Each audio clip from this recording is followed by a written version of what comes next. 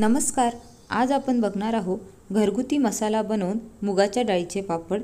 इथे अर्ध्या किलोचं प्रमाण दिलेलं आहे. या व्हिडिओमध्ये संपूर्ण माहिती दिलेली आहे, त्यामुळे व्हिडिओ शेवटपर्यंत बघा. 1 किलोचं प्रमाण डिस्क्रिप्शन बॉक्समध्ये आहे. सुरुवातीला 700 ग्राम मुगाची डाळ आणि 120 ग्राम उडदाची डाळ स्वच्छ कपड्याने पुसून घेतली आहे, जेणेकरून यावरची सगळी डस्ट निघून जाईल. या प्रमाणात 6 वाटी मूग डाळ आणि 1 वाटी उडदाची डाळ आहे. पापडाचं पीठ हे नेहमी बारीक दळून आणायचं असते, त्यामुळे हे अतिशय बारीक दळून आणा. तुम्हाला हवं असेल तर उडदाचं पीठ नाही टाकलं तरी चालते, किंवा वरून तुमच्याजवळ पीठ असेल तर तुम्ही नंतर 2-3 चमचे त्यामध्ये टाकू शकता. इथे पीठ थोडं मुद्दाम शिल्लक दळून आणलं आहे. आता एका वाटीमध्ये मिरे घेतले आहेत, ते खलबत्त्यामध्ये कुटून घ्या किंवा मिक्सरला लावून घ्या, पण ऑन ऑफ मोडवरती तुम्ही फिरवा. त्यानंतर असं तुम्ही पाखडून घ्यायचं आणि जी पावडर सारखी असते ती बाजूला पडते, ती तुम्ही मसाल्याच्या डब्यात यूज करू शकता, किंवा गाळणीच्या साहाय्याने तुम्ही गाळून ती जी खाली पावडर आहे ती तुम्ही मसाल्याच्या डब्यात ठेवून द्या आणि भाजी बनवताना वापरू शकता. आता एका भांड्यामध्ये 150 ml पाणी म्हणजेच 1.5 वाटी पाणी गरम करायला ठेवलेलं आहे. तोपर्यंत बाकीचे जिन्नस पाहूया. पोहे खायच्या चमच्याने आणि वजनी प्रमाण हे दोन्ही तुम्हाला इथे सांगणार आहे. हिंग 4 ग्राम म्हणजे अर्धा चमचा, मिरे 8 ग्राम म्हणजे 1.5 चमचा, मीठ 15 ग्राम ते 18 ग्राम म्हणजे 1.5 चमचा घेतला आहे, आणि पापड खार हे 20 ते 22 ग्राम म्हणजे 2 चमचे घेतलेले आहे. आणि मिरे ते जे जाडसर मिरं आहे ते बाजूला काढून घ्यायचे, म्हणजे आपले पापड फाटत नाहीत. आता मगाशी जे पाणी गरम झालं होतं त्यामध्ये हे सगळे जिन्नस टाकून घ्यायचे आणि याला छानपैकी मिक्स करून घ्यायचं. मिरे आपल्याला व्यवस्थित गाळून घ्यायचे, नाही तर आपले पापड हे काळे पडू शकतात. पाणी संपूर्ण थंड होऊ द्यायचं. सुरुवातीला आधी खोल भांडं किंवा परात घ्यायची, त्यामध्ये हे पीठ घ्यायचं आणि पीठ हे गाळून घ्यायचं. गाळून घेतल्यानंतर याचं वजनी प्रमाण करून आणायचं. हे आता 500 ग्राम योग्य प्रमाण आहे. आणि याच इथे तुम्ही उडदाचं पीठ टाकू शकतात 2-3 चमचे, नसेल तर स्किप करा, हरकत नाही, किंवा आधीच दळून आणा.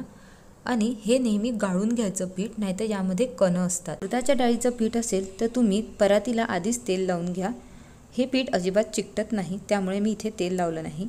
आता मगाशी थंड झालेलं पाणी यामध्ये थोडं थोडं करत टाकूयात आणि याचा घट्ट गोळा मळून घ्यायचा. साधारण 300 ते 350 ml पाणी आपल्याला लागते.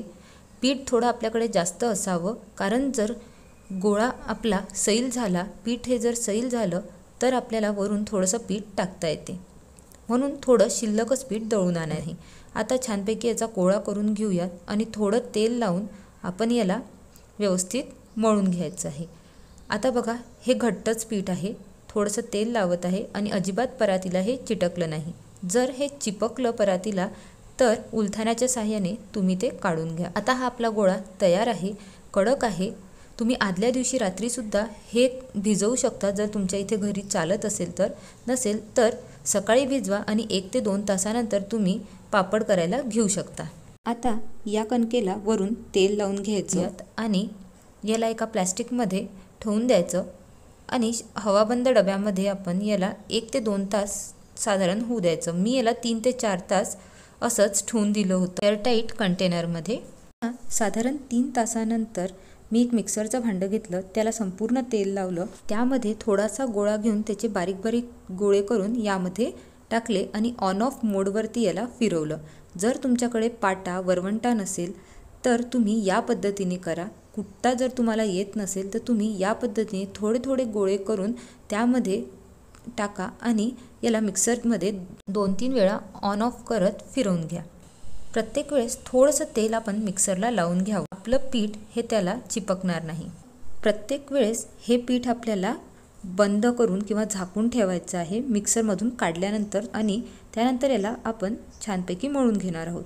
आता जर तुमच्याकडे मिक्सरमध्ये करायचं नाही किंवा पाट्यावरही करायचं नाही तर तुम्ही यातला थोडासा गोळा घ्यायचा आणि बाकीचा गोळा हा आपल्याला प्लॅस्टिकमध्ये ठेवून हवाबंद डब्यामध्ये ठेवायचा आहे. आता दुसरी पद्धत, पाट लाटण्याला थोडं तेल लावून घ्यायचं आणि यावरती थोडे थोडे गोळे घेऊन असं आपल्याला चपातीसारखं लाटून घ्यायचं मागून पुढून. असं तुम्ही 7 ते 8 वेळा करू शकतात आणि मिक्सरमधून काढलं तर 2 ते 3 वेळा करा.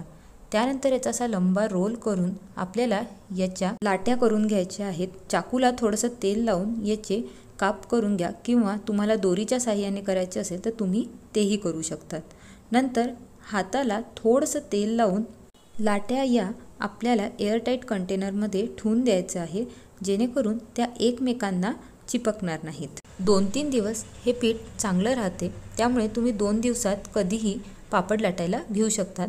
पण हवाबंद डब्यामध्ये हे आपल्याला नेहमी ठेवायचं आहे। लाट्यांना थोडं तेल लावून आता थोडंसं पीठ घ्यायचं, तुम्ही तेलही वापरू शकता। आधी जे जास्त पीठ दळून आणलं आहे ते इथे आपल्याला कामात येईल। इथे मी 4 ते 5 लाट्या बाहेर काढून याला बाकी हवाबंद डब्यामध्ये ठेवले आहे आणि पुऱ्यांसारखं याला छोटं छोटं लाटून घेतलं आहे। तुमचं जर पीठ सैल झालं तर असं पुऱ्यांसारखं लाटून घ्या आणि एका कपड्यावरती सुती कपड्यावर याला वाळायला ठेवून द्या आणि मग नंतर याला 5 ते 10 मिनिटानंतर पापड लाटायला घ्या। पापडाचा जर तुम्हाला चांगला आकार हवा असेल तर एखादं डब्याचं झाकण घ्यायचं आणि त्याला गोल फिरवून घ्यायचं, त्याचे सुद्धा छान आपल्याला एकसारखे पापड मिळतात। कुठल्याही कपड्यावर किंवा चादरीवर तुम्ही याला वाळवू शकतात। 10 मिनिटांनी 15 मिनिटांनी याला दोन्ही बाजूंनी वाळवत राहा, सारखी याची बाजू बदलत राहा आणि पापड जर वाकडे व्हायला लागले तर एकावर एक ठेवून त्याला कपड्याच्या साहाय्याने झाकून घ्या आणि त्यावरती एखादं वजनी पोळपाट असेल किंवा एखादा डबा असेल तर तो तुम्ही ठेवू शकता, जेणेकरून आपले पापड हे शेवटी वाकडे होणार नाही। कोवळ्या उन्हामध्ये याला 2 ते 3 मिनिटं एका बाजूने, 2 ते 3 मिनिटं दुसऱ्या बाजूने असं शेकून घ्या। घरात येऊन तुम्ही याला परत चादरीवरती थंड व्हायला ठेवून द्या। अशा पद्धतीने त्याच्यावरती वजन तुम्ही ठेवू शकता, पण याला झाकून ठेवायचं आणि जर कडक उन्हात ठेवणार असाल 5 मिनिटं त्याला दोन्ही बाजूंनी ऊन द्या आणि नंतर परत थंड करून त्याला एकावर एक ठेवून कपड्याखाली झाकून ठेवा, जेणेकरून ते वाकडे होणार नाहीत। जास्त ऊन दिलं तर आपले पापड तळताना किंवा भाजताना खूप लाल होतात, त्यामुळे अति ऊन त्याला देऊ नका। पावसाळ्याच्या आधी एकदा पापडाला ऊन नक्की दाखवा। आता तुम्हाला तळून आणि भाजून दोन्ही पद्धतीने दाखवत आहे। आपले हे पापड चवीला तेवढेच छान आहेत। 1 किलोचं प्रमाण हे डिस्क्रिप्शनमध्ये दिलेलं आहे, तुम्ही या पद्धतीने पापड नक्की करा। या प्रमाणात 40 ते 42 पापड हे तयार होतात। तुम्ही सुद्धा नक्की ट्राय करा। व्हिडिओ आवडला तर लाईक, शेअर आणि सबस्क्राईब नक्की करा। नमस्कार।